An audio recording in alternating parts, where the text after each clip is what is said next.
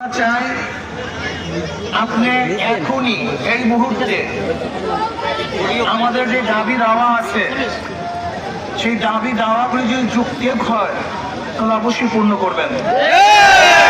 এখানে অযৌক্তিক কোনো দাবি দাওয়া আছে বলে আমি মনে করি না।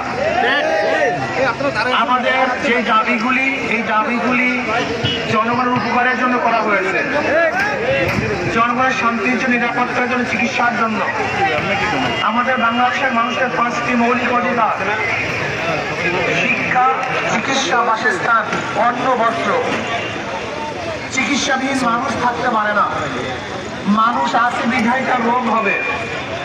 তাতে এর জন্য বলছি যে দাবিগুলি যৌক্তিক, এই দাবিগুলো অবশ্যই পূর্ণ করতে হবে।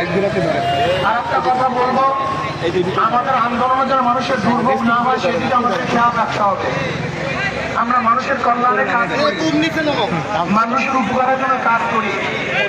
এর জন্য আমরা ইনশাআল্লাহ যে আন্দোলনগুলি করব সেই আন্দোলনে সহনশীল হওয়া চাই, মানুষের উপকার হওয়া চাই, দুর্ভোগ যেন না হয় সে ব্যবস্থাও থাকা চাই। এবং যদি কোনো অবস্থাকে আমাদের দাবি দাওয়াগুলি পূরণ না করা হয় তাহলে দক্ষিণ অঞ্চল কিন্তু এমন আন্দোলন সৃষ্টি করবে যে আন্দোলনের মাধ্যমে স্বাস্থ্য উপদেষ্টা পদত্যাগ করতে বাধ্য হবে। এর জন্য আমরা মনে করি আপনার পদত্যাগ দাবির আগে অবশ্যই আপনি আমাদের যৌক্তিক দাবিগুলি পূরণ করবেন।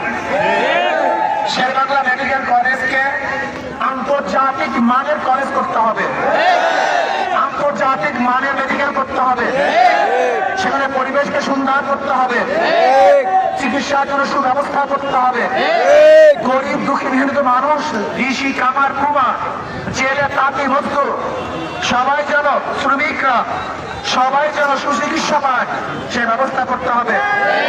আমি বলবো, আসুন আমরা সম্মিলিতভাবে আমাদের যৌক্তিক দাবিগুলি পূরণ করার জন্য চেষ্টা করব এবং মানুষের দুর্ভোগ না হয় সেদিকে আমরা খেয়াল রাখবো।